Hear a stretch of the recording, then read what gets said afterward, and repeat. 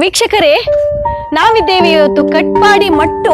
ಇಲ್ಲಿನ ಮಟ್ಟು ಗುಳ್ಳ ಬೆಳೆಗಾರರ ಸಂಘ ಮ್ಯಾನೇಜರ್ ನಮ್ ಜೊತೆ ಲಕ್ಷ್ಮಣ್ ಮಟ್ಟು ಅವರಿದ್ದಾರೆ. ಈ ಮಟ್ಟುಗುಳ್ಳ ಫೇಮಸ್ ಆಗ್ಲಿಕ್ಕೆ ಕಾರಣ ಏನು ಸರ್? ಮಟ್ಟುಗುಳ್ಳ ಫೇಮಸ್ ಆಗಲಿಕ್ಕೆ ಕಾರಣ ಒಂದನೇದಾಗಿ ಮಾಧ್ಯಮ.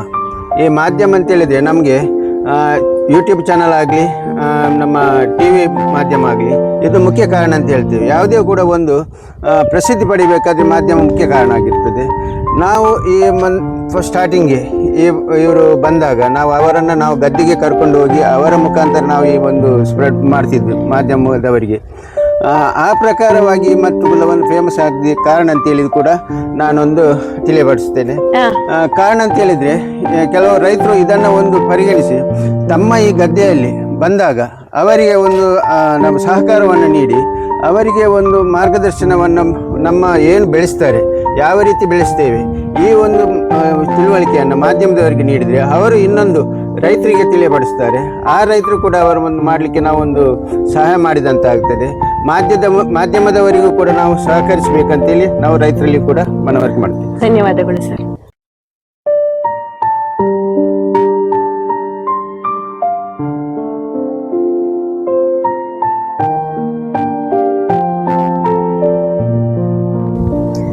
ವೀಕ್ಷಕರೇ ನಮಸ್ಕಾರ. ಕರಾವಳಿ ವೈವಿಧ್ಯ ಯೂಟ್ಯೂಬ್ ಚಾನೆಲ್ಗೆ ಸ್ವಾಗತ. ವೀಕ್ಷಕರೇ, ನಾನು ರಾಧಿಕಾ. ಇವತ್ತು ಉಡುಪಿ ಜಿಲ್ಲೆಯ ಕಟ್ಪಾಡಿ ಮಟ್ಟು ಕೃಷಿಕರು ಅವಿನಾಶ್ ಜೊತೆ ಇದ್ದೇವೆ. ಅವರು ನಮಗೆ ಕೃಷಿಯ ಬಗ್ಗೆ ಮಾಹಿತಿ ನೀಡಲಿಕ್ಕಿದ್ದಾರೆ. ಸರ್ ನಮಸ್ಕಾರ. ಸರ್, ಈಗ ನೀವು ಇಲ್ಲಿ ಈ ಮಟ್ಟು ಈ ಗುಳ್ಳವನ್ನು ಮಾಡಿದಿರಿ, ಅದರ ನಡುವೆ ಈ ಹರಿವೆಯನ್ನು ಕೂಡ ಹಾಕಿದ್ರಿ. ಇದರ ಉದ್ದೇಶ ಏನು ಸರ್? ಖರ್ಚಿದ್ದಲ್ಲ ಸ್ವಲ್ಪ ನಮ್ಗೆ ಅದರಲ್ಲಿ ಬರ್ತದೆ ಅಂತ ಆ ಉದ್ದೇಶದಲ್ಲಿ ನಾವು ಹಾಕುದು. ಇಲ್ಲದ್ರೆ ಒಂದು ವೇಳೆ ಮಳೆಗೆಲ್ಲ ಬಂದು ಹೋದ್ರೆ ಅದರಲ್ಲಿ ಆ ಹರಿವೆಯಲ್ಲಿ ಆದ್ರೂ ಸ್ವಲ್ಪ ಲಾಭ ಸಿಗ್ತದೆ ಅಂತ ನಾವು ಅದನ್ನು ಫಸ್ಟ್ ಅಲ್ಲಿ ಹಾಕ್ತಾ ಇದ್ದೇವೆ. ಒಂದು GI ಬರುವಾಗ್ಲೂ ಅದರದ್ದು ಟೆಸ್ಟಿಂಗ್ ಎಲ್ಲ ಆಗಿದೆ ಸುಮಾರು ವರ್ಷ ಮುಂಚೆ.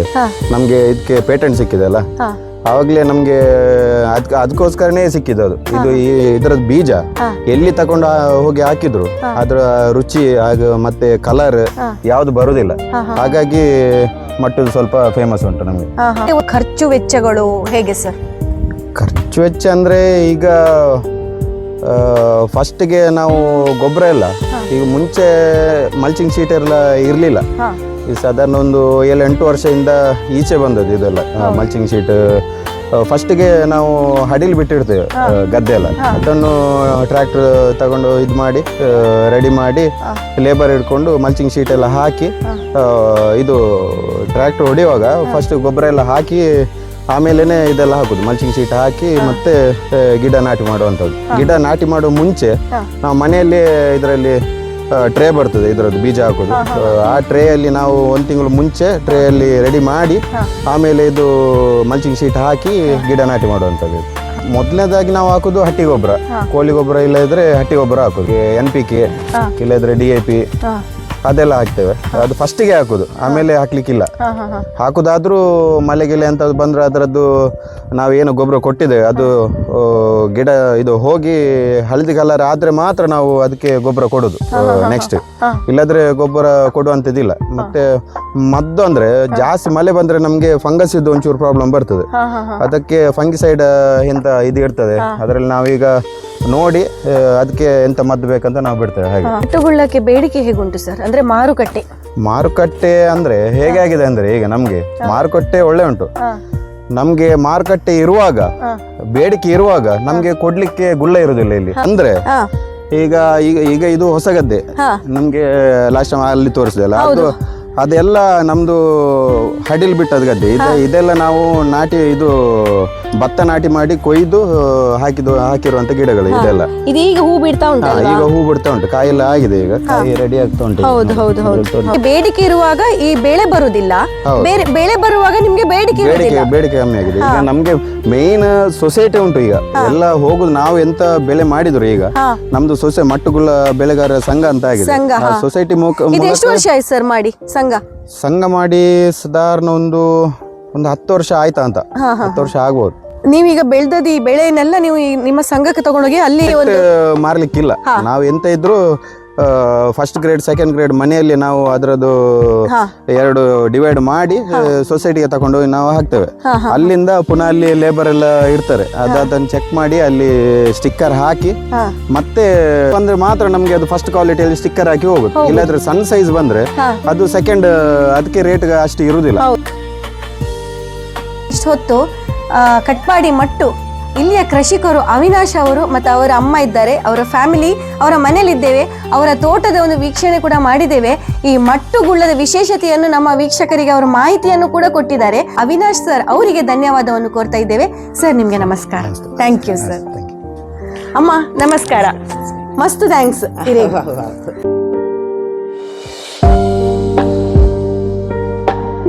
ಮಟ್ಟುಗುಳ್ಳ ಎಲ್ಲರಿಗೂ ಒಂದು ಪರಿಚಿತ ಒಂದು ಬದನೆ, ಉಡುಪಿ ಮ್ಯಾಂಗ್ಳೂರ್ ಕಡೆಯಿಂದ. ಮತ್ತೆ ಅಲ್ಲದೆ ಇವಾಗ ಕೂಡ ಅದು ಜಗತ್ ಪ್ರಸಿದ್ಧ ಆಗಿದೆ.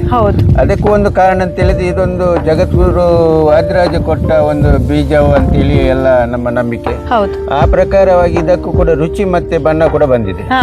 ಇದೊಂದು ಸ್ವಾಮಿಯ ವರಪ್ರಸಾದ ಅಂತೇಳಿ ಕೂಡ ನಾವು ಹೇಳ್ಬೋದು. ಅಲ್ಲದೆ ಇದನ್ನು ಮಟ್ಟುಗುಳ್ಳ ಅಂತ ಹೇಳಿದ್ರೆ ಈ ಮಟ್ಟುಗುಳ್ಳಕ್ಕೂ ಒಂದು ನಮ್ಮ ಉಡುಪಿ ಮಠಕ್ಕೂ ಕೂಡ ಒಂದು ಸಂಬಂಧ. ಅಂದ್ರೆ ಬೀಜವನ್ನ ಸ್ವಾಮಿಗಳೇ ಕೊಟ್ಟಿದ್ದಾರೆ. ಉಡುಪಿ ಮಠ ಶ್ರೀಕೃಷ್ಣನಿಗೆ ಒಂದು ನೈವೇದ್ಯ ಸಂದರ್ಭದಲ್ಲಿ ವಿಷಪ್ರಾಸನ ಆದಾಗ ಕೂಡ ವಿಷವನ್ನು ಹೋಗಲಾಡಿಸಲಿಕ್ಕಾಗಿ ಈ ಬೀಜವನ್ನು ಕೊಟ್ಟಿದ್ದಾರೆ ಸ್ವಾಮಿಗಳು ಎಂಬ ಒಂದು ಕತೆ. ಆ ಪ್ರಕಾರ ಕೂಡ ಇವಾಗಲೂ ಕೂಡ ಈ ಮಟ್ಟುಗುಳ್ಳದಲ್ಲಿ ವಿಷಪ್ರಾಸನ ಹೋಗಲಾಡಿಸುವಂತ ಒಂದು ನಂಜು ನಿವಾರಕ ಔಷಧಿಯ ಗುಣ ಕೂಡ ಉಂಟಂತೇಳಿ ನಮ್ಗೆ ಲ್ಯಾಬ್ ಟೆಸ್ಟ್ ವಿಜ್ಞಾನದಿಂದ ತಿಳಿದು ಬಂದಿದೆ. ನಮ್ಗೆ ಹೇಗೆ ಈ ಒಂದು ವಿಷಯ ತಿಳಿತಂತ ಹೇಳಿದ್ರೆ, ನಮ್ಗೆ ಈ ಬೀಟಿ ಬದನೆ ಬಂದಾಗ ನಮ್ಮ ಈ ಬೀಟಿ ಬದನೆಯ ಒಂದು ಸಂದರ್ಭದಲ್ಲಿ ನಮ್ಗೆ ಅಮೆರಿಕದ ಒಂದು ಮಾನ್ಸೆಂಟೋ ಕಂಪನಿ ಬೀಜವನ್ನ ಅವರಿಗೆ ಒಂದು ಮಾಡ್ಬೇಕಂತೇಳಿ ಅವರು ಟ್ರೈ ಮಾಡಿದ್ರು. ಅಲ್ಲದೆ ರೈತರು ಕೂಡ ಈ ಬೀಜವನ್ನ ಅವರ ಕಂಪನಿಯಿಂದ ತಗೊಳ್ಬೇಕಾಗ್ತದೆ, ಅವರ ಹಣ ಕೊಟ್ಟು. ಆವಾಗ ನಮ್ಗೆ ಈ ರೈತರು ಇಡೀ ನಮ್ಮ ಭಾರತದಂತೆ ಪ್ರತಿಭಟನೆ ಮಾಡಿ ಈ ಬೀಟಿ ಬದನೆ ಮಟ್ಟುಗುಳ್ಳವನ್ನೇ ಅವರು ಬೀಟಿ ಬದನೆಯ ಒಂದು ಬೀಜವನ್ನು ಉಪಯೋಗಿಸುವಂತ ಪ್ರಮೇಯ ಇತ್ತು. ಆ ಸಂದರ್ಭದಲ್ಲಿ ಏನಾಯ್ತು ಅಂತ ಹೇಳಿದ್ರೆ ಎಲ್ಲ ಒಂದು ಪ್ರತಿಭಟಿಸಿ ಆ ಬೀಟಿ ಬದನೆಯ ಒಂದು ಪ್ರಮೇಯ ಒಂದು ನಮಗೆ ತಪ್ಪಿ ಹೋಯ್ತು. ಅಂದ್ರೆ ನಮಗೆ ತೋಟಗಾರಿಕೆ ಇಲಾಖೆ ಇದಕ್ಕೆ ಮುಖ್ಯ ಕಾರಣ ಆಯ್ತು. ಅಲ್ಲದೆ ತೋಟಗಾರಿಕೆ ಇಲಾಖೆಯಿಂದ ನಮ್ಮ ಈ ಒಂದು ಮಟ್ಟುಗುಳ್ಳದ ಸಾಂಪ್ರದಾಯಿಕ ಬೆಲೆಯನ್ನು ಉಳಿಸಿಕೊಳ್ಬೇಕೆಂಬ ನಿಟ್ಟಿನಲ್ಲಿ ನಾವೇನ್ ಮಾಡಿದ್ರು, ಅವರು ಇದನ್ನ ಇನ್ನು ಹೀಗೆ ಮುಂದೆ ಹೋದ್ರೆ ಬೇರೆ ಬೇರೆ ಕಂಪನಿ ಬಂದು ಇದನ್ನ ಇನ್ನು ಮುಂದಕ್ಕೆ ಅದರ ಪ್ರಯೋಜನ ತಗೊಳ್ಳುವ ಒಂದು ಸಂದರ್ಭ ಬರ್ತದೆ. ಅದು ಆಗ್ಬಾರ್ದು ಅಂತೇಳಿ ಇದಕ್ಕೆ ನಾವು GIಗೆ ಅರ್ಜಿ ಹಾಕಿದ್ವಿ, GI ಪೇಟೆಂಟ್ ಪಡಿಬೇಕಂತೇಳಿ. ಆವಾಗ ನಮ್ಗೆ GI ಮಾನ್ಯತೆ ಪಡೆಯಬೇಕಾದ್ರೆ ಇದಕ್ಕೆ ಬೇಕಾದ ಬೇರೆ ಸಾಕ್ಷಿ ಕೊಡ್ಬೇಕಾದ್ರೆ ಏನು ವಿಶೇಷತೆ, ಏನು ವಿಶೇಷ ಬೇರೆ ಬದಲಿಗೆ ಇದಕ್ಕೆ ಏನು ವಿಶೇಷತೆ ಆದ್ರೆ ಮಾತ್ರ ಇದಕ್ಕೆ ಒಂದು GI ಮಾನ್ಯತೆ ಬರ್ತದೆ. ಆ ಸಂದರ್ಭದಲ್ಲಿ ನಾವು ಇದಕ್ಕೆ ಒಂದು ಪೂರಕವಾದ ಮಟ್ಟುಗುಳ್ಳವನ್ನ ಸ್ವಾಮಿಗಳು ಕೊಟ್ಟಿದ್ದಾರೆಂಬ ವಿಷಯವನ್ನು ನೋಡ್ಬೇಕಾದ್ರೆ ನಾವು ಇಲ್ಲಿ ಕೃಷ್ಣ ಮಠದಲ್ಲಿ ಅದರ ಬಗ್ಗೆ ನೋಡಿದಾಗ ಒಂದು 150 ವರ್ಷದ ಹಿಂದಿನ ಪುಸ್ತಕದಲ್ಲಿ ನಮಗೆ ಉಲ್ಲೇಖ ಇದೆ ಮಟ್ಟುಗುಳ್ಳ ಬೀಜದ್ದು ಅದರ ಬಗ್ಗೆ.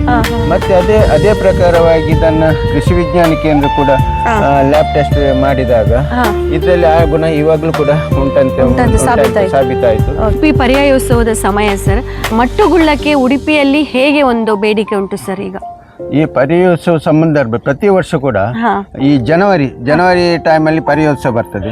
ಆ ಟೈಮಲ್ಲಿ ಅಧಿಕ ಬೆಳೆ ಬರ್ತದೆ ಪ್ರತಿ ವರ್ಷ ಕೂಡ. ಏನೇ ಟೈಮ್ ಕೂಡ ನಮ್ಮ ಈ ಜನವರಿ ಫೆಬ್ರವರಿಯಲ್ಲಿ ಭತ್ತ ಕೊಯ್ಲು ನಾಟಿ ಮಾಡಿ ಇವಾಗ ಈ ಟೈಮಲ್ಲೇ ಬರುವಂತದ್ದು. ಆದ್ರೆ ಈ ವರ್ಷ ತುಂಬಾ ಉತ್ತಮ ಬೆಳೆ ಬರ್ತಾ ಉಂಟು. ಕಳೆದ ವರ್ಷ ಏನಾಗಿದೆ ಅಂತ ಮಳೆ ಬಂದು ಬೆಳೆ ಸಿಗ್ತಿರ್ಲಿಲ್ಲ. ಆದ್ರೂ ಹೋದ ವರ್ಷ ನಮ್ಗೆ ಪರ್ಯಾಯೋತ್ಸವ ಇರ್ಲಿಲ್ಲ, ಅದು ಈ ವರ್ಷ ಪರ್ಯಾಯೋತ್ಸವ ಉಂಟು. ಪ್ರತಿ 2 ವರ್ಷ ಪರ್ಯಾಯೋತ್ಸವ ಸಂದರ್ಭದಲ್ಲಿ ನೀವು ಎಲ್ಲಿ ಇಲ್ಲದಿದ್ರು ಕೂಡ ಆ ಒಂದು ಗುಳ್ಳ ಅದೇ ಒಂದು ಈ ಮಣ್ಣಿನದ್ದು ಒಂದು ಗುಣ, ಮಣ್ಣು ಮತ್ತೆ ಈ ಒಂದು ದೇವರ ಒಂದು ಆಶೀರ್ವಾದ. ಆ ಸಂದರ್ಭದಲ್ಲಿ ನಮ್ಗೆ ಬೇಕಾದಷ್ಟು ಕೊಡುವಷ್ಟು ಬೆಳೆ ಬರ್ತದೆ. ಕಡೆಯ ಒಂದು ಹೊರೆಕಾಣಿಕೆಯನ್ನೇ ನಾವು ಮಟ್ಟುಗುಳ್ಳ ಪ್ರತಿ ವರ್ಷ ಹೊರೆಕಾಣಿಕೆ ಮಟ್ಟುಗುಳ್ಳದು ಬೇಕೇ, ಬೇರೆ ಏನಿಲ್ಲದಿದ್ರು ಅಲ್ಲಿ ಮಟ್ಟುಗುಳ್ಳದ ಹುಳಿ ಇಲ್ಲದಿದ್ರೆ ಅದು. ಸರ್, ಕೊನೆಯದಾಗಿ ಕರಾವಳಿ ವೈವಿಧ್ಯ ಯೂಟ್ಯೂಬ್ ಚಾನಲ್ ಮೂಲಕ ನೀವು ಈ ಮಟ್ಟು ಬೆಳೆಗಾರರಿಗೆ ಏನ್ ಹೇಳಲಿಕ್ಕೆ ಇಷ್ಟಪಡ್ತೀರಿ?